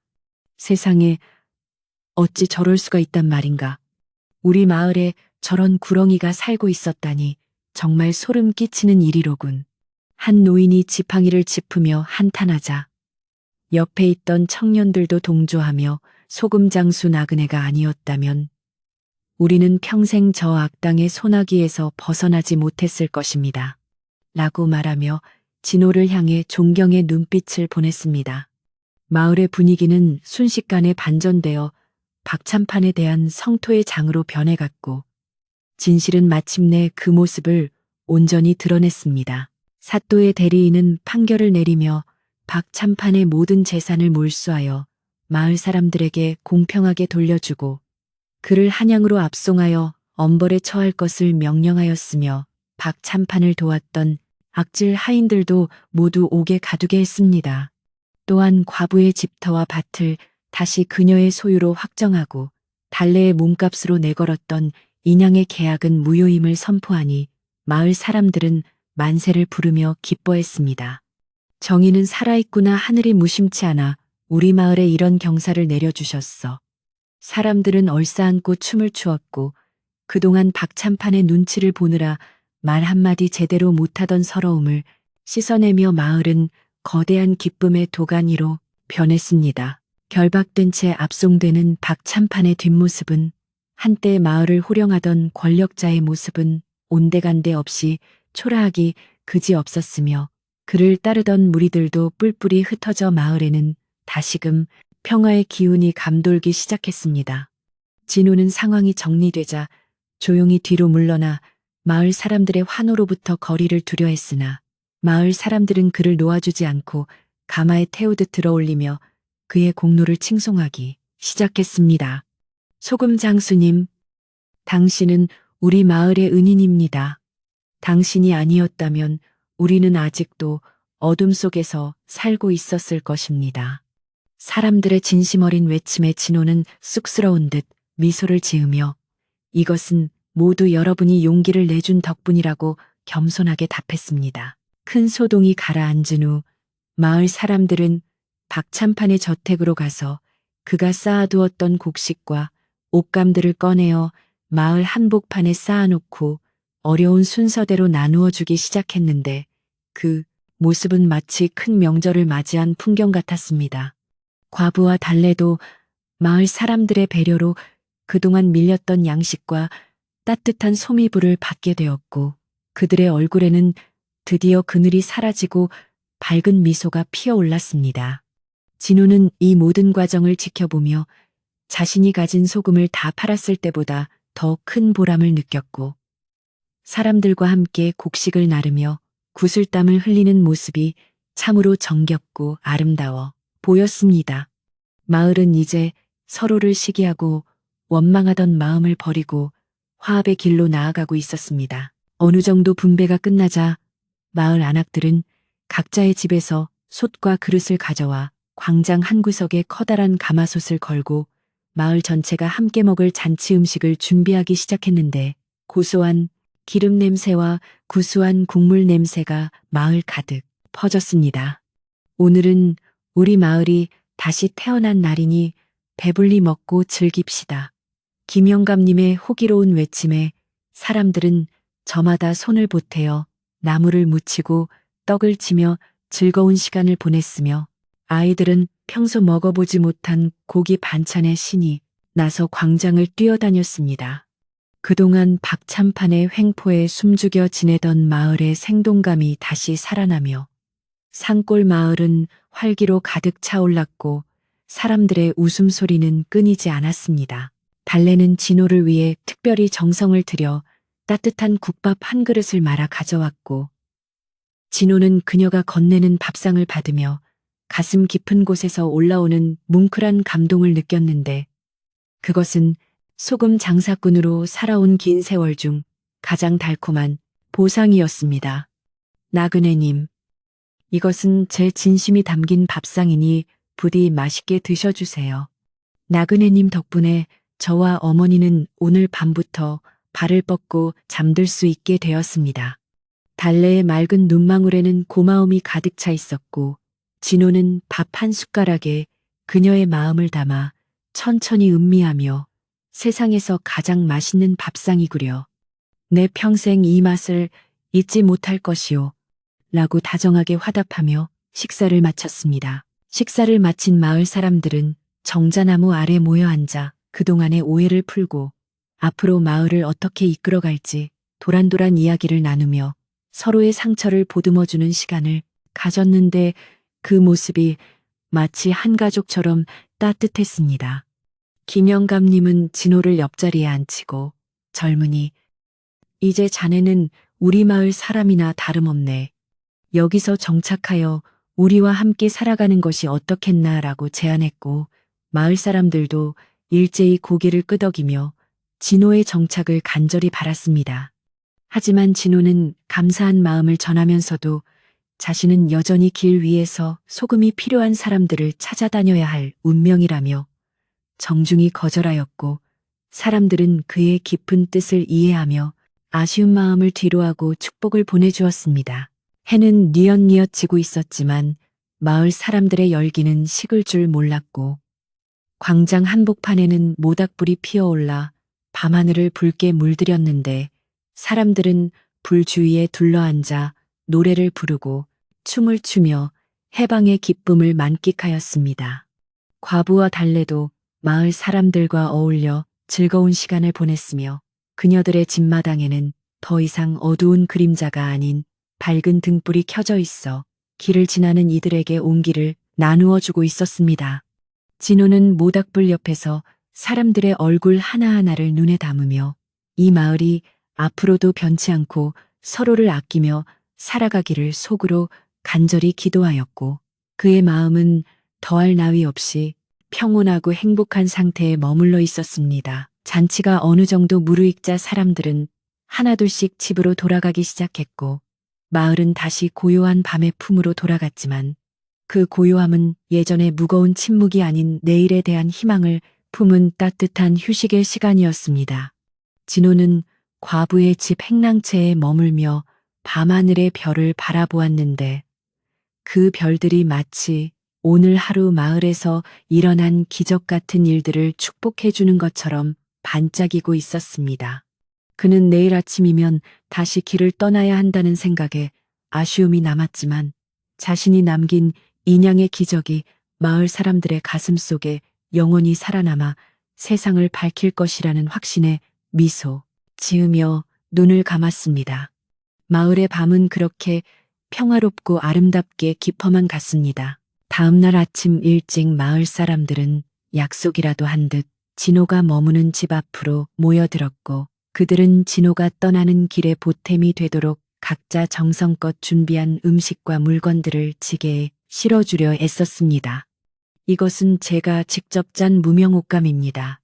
길 가다 추우면 꼭 입으세요. 이것은 우리 집 닭이 낳은 귀한 달걀입니다. 배고플 때 요기하세요. 사람들의 정성이 담긴 선물들이 지게에 가득 차자 진호는 눈시울이 뜨거워져 연신 고개를 숙이며 감사를 표했고 달래는 마지막으로 그에게 예쁜 자수가 놓인 주머니 하나를 건넸습니다. 그 안에는 그녀가 밤새 잠을 설쳐가며 만든 행운을 비는 부적과 작은 소금이 들어있어 진호의 마음을 더욱 뭉클하게 만들었습니다. 진호는 마을 사람들의 배웅을 받으며 천천히 마을 어귀를 향해 걸어갔고 뒤를 돌아볼 때마다 손을 흔들어주는 사람들의 모습이 점점 작아지는 것을 보며 가슴 한구석이 아릿해져 몸을 느꼈습니다. 그는 마을 입구의 장승 앞에 잠시 멈춰서서 마을의 안녕을 빌며 마지막 인사를 올렸고 이제는 자신의 발길이 닿는 곳마다 이 마을에서 배운 사랑과 용기를 전하겠노라. 다시 한번 굳게 다짐했습니다. 길가에 핀 가을꽃들이 그의 길을 축복하듯 흔들거렸고 맑은 공기는 그의 폐부를 시원하게 적셔주며 새로운 여정의 시작을 알렸으며 진호의 지게는 비록 무거워졌지만 그의 발걸음은 깃털처럼 가볍게 산길을 따라 멀어져 갔습니다. 그가 떠난 마을은 이제 완전히 다른 곳이 되어 있었는데 사람들은 아침마다 서로의 안부를 묻고 힘든 일이 있으면 발벗고 나서서 도와주는 진정한 공동체의 모습을 갖추어 가고 있었습니다. 박찬판의 저택은 마을 사람들의 논의 끝에 아이들이 공부할 수 있는 서당과 어르신들이 쉴 수 있는 쉼터로 개조되었고 그곳에서 흘러나오는 글 읽는 소리와 웃음소리는 마을의 새로운 활력소가 되었습니다. 과부와 달래는 더 이상 가난에 허덕이지 않고 마을 사람들의 존경을 받으며 살아가게 되었고 달래의 미소는 마을에서 가장 귀한 보물로 여겨져 보는 이들의 마음을 밝게 비추어 주었습니다. 마을은 그렇게 소금장수 진호가 남긴 유산 속에서 매일매일 성장하고 있었습니다. 어느덧 계절이 바뀌어 첫눈이 내리는 겨울이 찾아왔을 때 마을 사람들은 진호가 가르쳐준 대로 박찬판의 남은 재산을 사용하여 마을에 큰 창고를 짓고 흉년에 대비한 공동 비축미를 마련하는 지혜를 발휘하였습니다. 진호 나그네가 말했듯이 우리가 서로 돕지 않으면 언제든 다시 시련이 찾아올 수 있습니다. 김영감님의 가르침 아래 마을 청년들은 눈을 치우고 참감을 나르며 서로의 겨울나기를 도왔고 그 따뜻한 마음씨 덕분에 그의 겨울은 그 어느 때보다 포근하게 느껴졌습니다. 마을은 이제 외부의 위협에도 흔들리지 않는 굳건한 결속력을 갖추게 되었고 그 중심에는 항상 소금장수 진호에 대한 고마운 기억이 자리 잡고 있었습니다. 시간이 흘러도 마을 사람들은 정자나무 아래 모일 때마다 인양으로 시작된 그 기적 같은 이야기를 후손들에게 들려주며 사람의 가치가 돈보다 귀하다는 교훈을 잊지 않도록 가르쳤습니다. 얘야, 옛날에 우리 마을에 소금을 파는 아주 멋진 나그네가 있었단다. 그분은 전 재산을 내어 우리 마을의 눈물을 닦아주셨지. 할머니의 무릎에 누워 이야기를 듣던 아이들은 진호와 같은 사람이 되겠노라. 꿈을 키웠고 마을의 전설은 세대를 거쳐 전해지며 사람들의 가슴 속에 선한 영향력을 퍼뜨렸습니다. 마을의 이름은 이제 전국에 알려져 많은 나그네가 머물다 가는 쉼터가 되었고 그곳을 거쳐간 이들은 모두 마을의 따뜻함에 감동하여 돌아가곤 했습니다. 진호 또한 멀리 떨어진 고을에서 소금을 팔며 그 마을의 소식을 전해 들을 때마다 흐뭇한 미소를 지었고 자신이 심은 선한 씨앗이 이토록 풍성한 열매를 맺었다는 사실에 깊이 감사하며 자신의 삶을 긍정하게 되었습니다. 그는 때때로 길을 가다 마주치는 어려운 이들에게 달래가 준 주머니 속에 소금을 조금씩 나누어 주며 그들에게 희망의 메시지를 전했고 그의 소금은 이제 단순한 조미료를 넘어 사람들의 마음을 치유하는 영약으로 소문이 나기 시작했습니다. 그는 비록 여전히 소금장수라는 천한 신분으로 살아가고 있었지만 그의 영혼만큼은 세상 그 누구보다 고귀하고 풍요로운 양반의 품격을 지니고 있었던 것이었습니다. 달래는 가끔 마을 입구에 서서 진호가 떠난 길을 바라보며 그가 다시 돌아올 날을 기다리기도 했지만 설령 그를 다시 보지 못하더라도 자신의 가슴 속에 살아있는 그의 가르침을 실천하며 살기로 마음먹었습니다. 그녀는 마을의 어려운 아이들을 모아 그를 가르치고 어머니와 함께 아픈 이웃들을 돌보며 소금장수 진호의 정신을 이어갔고 그녀의 선행은 마을을 더욱 아름답게 만드는 원동력이 되었습니다. 나그네님, 어디에 계시든 건강하시고 당신이 지켜주신 이 삶을 제가 소중히 가꾸어 나가겠습니다. 그녀의 기도는 바람을 타고 멀리 퍼져나갔고 진호의 마음에도 다 그에게 새로운 힘을 실어주었습니다. 마을의 생활은 점차 안정되어 갔고 사람들은 이제 더 이상 굶주림이나 압제에 떨지 않아도 되는 평화로운 일상을 누리게 되었으며 각자의 가정에는 웃음꽃이 만발하고 아이들의 건강한 울음소리가 마을의 미래를 축복하였습니다.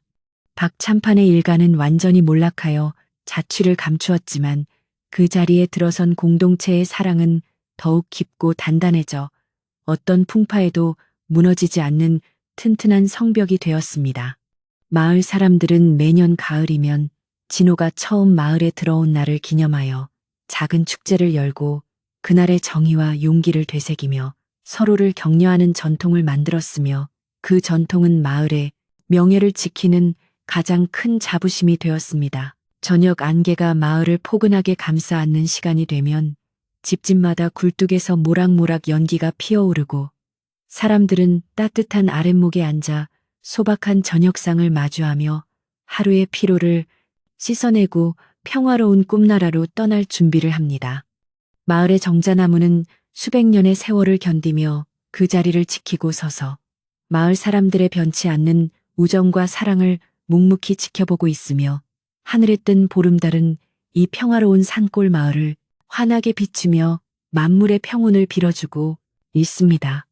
소금장수 진호와 인양의 기적은 이제 전설이 되어 마을의 흙과 바람 속에 스며들어 영원히 사라지지 않을 빛나는 유산으로 남게 된 것입니다. 이 이야기는 단순히 과거의 기록이 아니라 오늘날을 살아가는 우리에게도 진정한 부귀와 가치가 어디에 있는지 다시 한번 일깨워주는 소중한 가르침이 되고 있으며 우리는 진호의 용기를 통해 세상을 바꾸는 힘은 거창한 권력이 아니라 작은 선의에서 시작된다는 것을 배우게 됩니다. 마음이 지치고 힘든 밤이면 이 산골 마을의 따뜻한 풍경을 떠올리며 나도 누군가에게 소금 같은 존재가 될 수 있기를 소망해보고 그 평온한 기운을 받아 깊고 안락한 잠자리에 한할 수 있을 것입니다. 이야기는 이제 막바지를 향해 달려가며 우리 모두의 마음속에 따뜻한 위로와 평화의 씨앗을 심어주고 조용히 그 막을 내리려 준비하고 있습니다. 마을에는 이제 근심의 그림자 대신 환한 웃음꽃이 피어났고 사람들은 아침마다 서로의 안부를 물으며 평화로운 일상을 시작하게 되었습니다. 박참판의 서슬퍼런 위세에 눌려 숨죽이며 살던 시절은 이제 까마득한 옛날 이야기가 되었고 마을 사람들은 정직한 땀방울이 배신당하지 않는 세상을 꿈꾸며 부지런히 논밭을 일구었습니다. 저물어가는 가을 햇살 아래 황금빛으로 물든 들판은 풍성한 수확을 예고하고 있었으며 마을 어귀의 정자나무는 이 모든 변화를 묵묵히 지켜보며 시원한 그늘을 내어주고 있었습니다. 사람들의 가슴 속에 맺혔던 응어리는 시원한 바람에 씻겨 내려갔고 온 마을에는 정겨운 노랫가락이 울려 퍼지며 다시금 생기가 돌기 시작했습니다. 과부와 달래의 집은 마을 사람들이 팔을 걷어붙이고 도와준 덕분에 무너졌던 담장이 다시 세워지고 지붕의 낡은 집들도 새 것으로 말끔하게 교체되었습니다. 마당 한 구석에는 박참판의 창고에서 되찾아온 곡식들이 가득 쌓여 있었고 부엌에서는 매일 아침 구수한 밥 냄새가 피어올라 지나가는 이들의 코끝을 즐겁게 해주었습니다. 어머니는 더 이상 딸을 잃을까 걱정하며 밤잠을 설치지 않아도 되었고 달래의 얼굴에는 예전의 수척한 기색 대신 복숭아 빛처럼 화사한 생기가 돌아 마을에서 가장 고운 처자로 다시금 이름을 날리게 되었습니다. 모녀는 매일 아침 정화수를 떠놓고 자신들을 구해준 이름 모를 소금장수의 안녕을 빌며 감사의 기도를 올리는 것으로 하루를 시작하였습니다. 마을 공동체의 결속력은 박찬판의 몰락 이후 더욱 단단해져서 이제는 누구 하나 소외되는 이 없이 서로를 챙기는 따뜻한 인심이 넘쳐나는 동네가 되었습니다. 박찬판의 옛 저택에 마련된 서당에서는 아침부터 저녁까지 아이들의 글 읽는 소리가 끊이지 않았는데 가난해서 배움의 기회를 얻지 못했던 아이들도 이제는 당당하게 책을 읽으며 꿈을 키워갔습니다. 마을 어르신들은 정자에 모여 앉아 예전의 고난을 회상하며 소금장수가 보여준 용기와 지혜가 우리 마을을 어떻게 바꾸어 놓았는지 후손들에게 전해주는 것을 가장 큰 즐거움으로 삼았습니다. 진실과 정의가 승리한다는 당연한 이치가 마을의 가장 큰 가르침이 되어 사람들의 마음속에 깊이 뿌리를 내리고 있었던 것입니다. 시간이 흘러 어느덧 산등성이에 하얀 서리가 내리고 차가운 북풍이 불어오는 초겨울이 찾아왔지만 마을 사람들의 마음만은 그 어느 때보다 따뜻하고 풍요로웠습니다.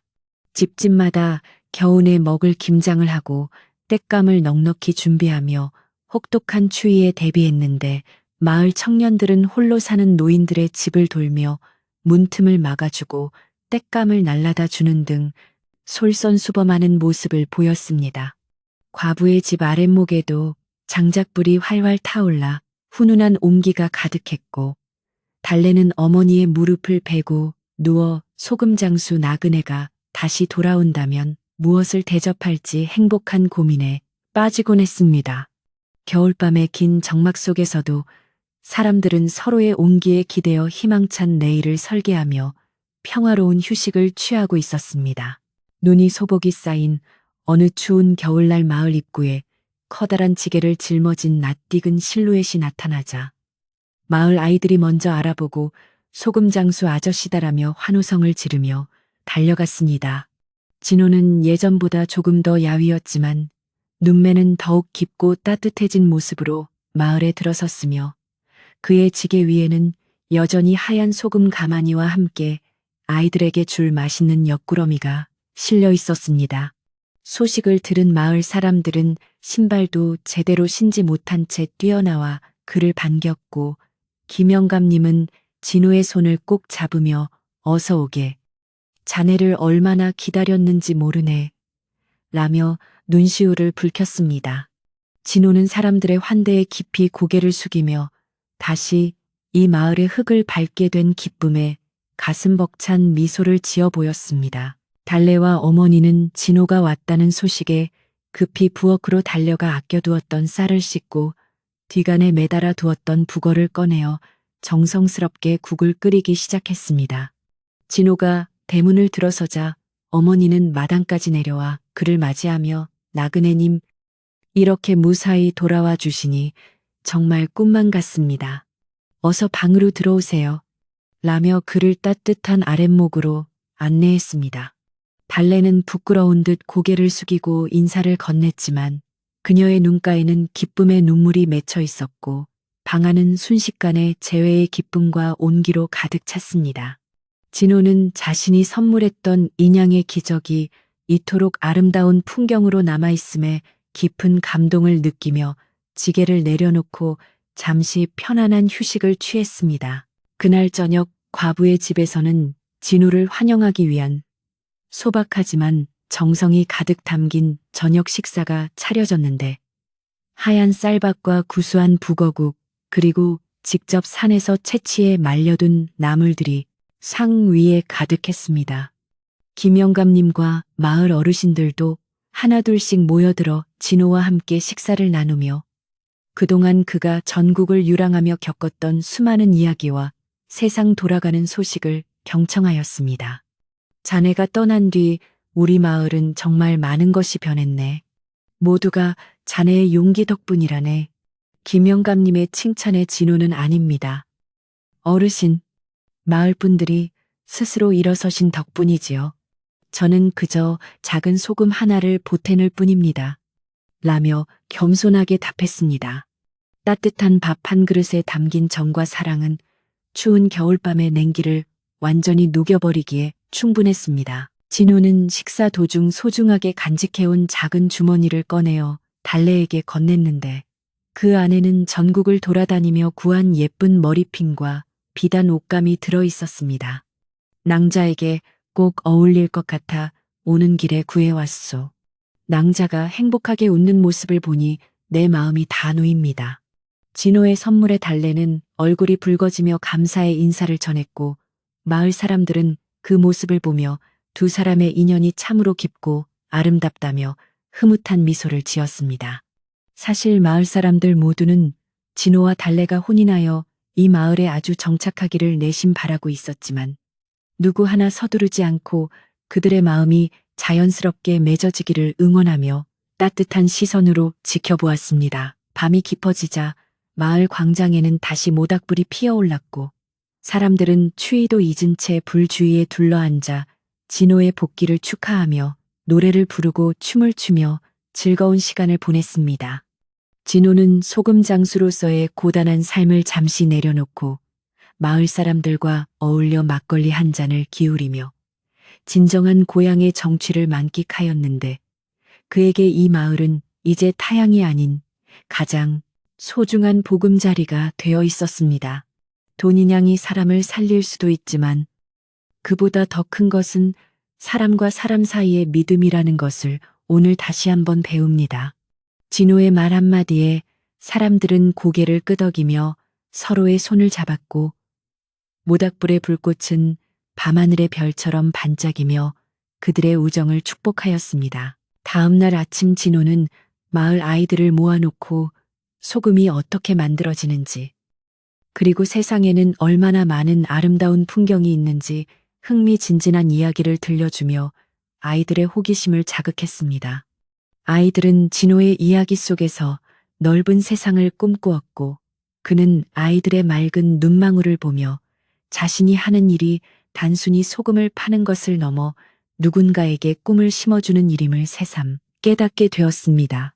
달래는 멀리서 그 광경을 지켜보며 진호라는 사람이 가진 깊은 배려심과 고귀한 성품에 다시 한번 마음을 빼앗겼고 그녀는 이제 그와 함께라면 어떤 고난도 헤쳐나갈 수 있을 것 같다는 확신을 갖게 되었습니다.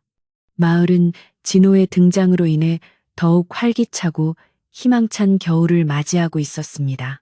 겨울이 가고 따스한 봄바람이 불어올 무렵 진호와 달래는 마을 사람들의 축복 속에 소박한 혼례를 올리게 되었는데 화려한 예식은 아니었지만 마을 전체가 꽃으로 단장하고 모두가 진심으로 축하해주는 세상에서 가장 아름다운 잔치였습니다. 진호는 더 이상 유랑하는 소금장수가 아닌 이 마을의 든든한 일꾼으로 정착하였고 달래와 함께 부지런히 땅을 일구며 어머니를 극진히 모시고 행복한 가정을 꾸려나갔습니다. 박참판에게 팔려갈 뻔했던 위기에서 벗어나 진정한 사랑과 평화를 찾은 달래의 이야기는 인근 고을까지 퍼져나가 많은 사람에게 감동을 주었으며 인양이라는 작은 돈이 일으킨 거대한 기적은 마을의 영원한 전설이 되어 전해지게 되었습니다. 세월이 흘러 진호와 달래에게도 예쁜 아이들이 태어났고 아이들은 아버지가 들려주는 소금장수 시절의 무용담을 들으며 정직하고 용감하게 자라났으며 마을은 날이 갈수록 번창하여 팔도에서 가장 살기 좋은 곳으로 손꼽히게 되었습니다. 진호는 가끔 자신의 지게를 바라보며 옛날을 회상하곤 했는데 그는 자신이 내린 그날의 선택이 인생에서 가장 귀중한 보물을 가져다 주었음을 늘 감사히 여겼습니다. 과부였던 장모님도 사위와 딸의 효도 속에 만년을 편안하게 보내셨고 마을 사람들은 여전히 어려운 일이 생길 때마다 진호의 지혜를 구하며 서로 돕고 사는 전통을 굳건히 지켜나갔습니다. 산골 마을의 평화는 그렇게 세대를 거쳐 이어지며 사람들의 가슴 속에 따뜻한 등불로 남았습니다. 저녁 노을이 지는 시간이 되면 진호는 가족들과 함께 마당에 앉아 평화로운 마을 풍경을 감상하며 하루를 정리하곤 했는데 그 시간은 세상 그 무엇과도 바꿀 수 없는 소중한 행복의 순간이었습니다. 마을의 집집마다 밥 짓는 연기가 모락모락 피어오르고 아이들의 웃음소리가 골목마다 울려 퍼지는 풍경은 예전의 절망적이었던 모습과는 너무나도 대조적인 축복의 모습이었습니다. 진호는 달래의 손을 가만히 잡으며 낭자를 만난 것이 내 생의 가장 큰 행운이었소.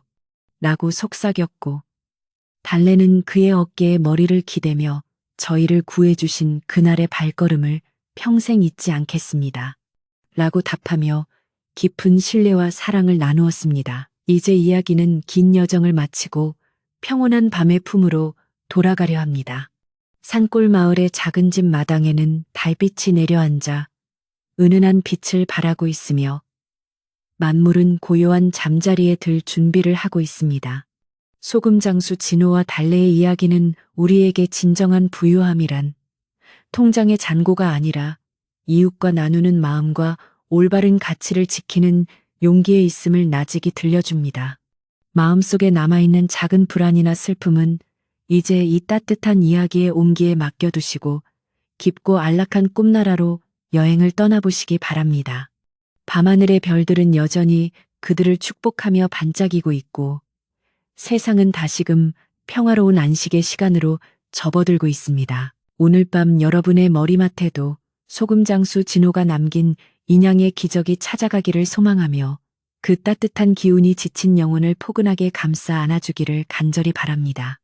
우리가 살아가는 세상에도 진호와 같은 의로운 이들이 있어 어둠을 밝히고 있음을 믿으며 오늘 하루의 고단함은 창밖의 바람소리에 실려 보내시기 바랍니다.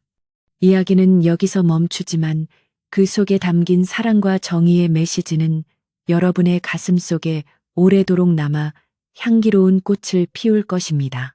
이제 눈을 감고 편안한 숨을 내쉬며 세상에서 가장 평화로운 안식을 취하십시오.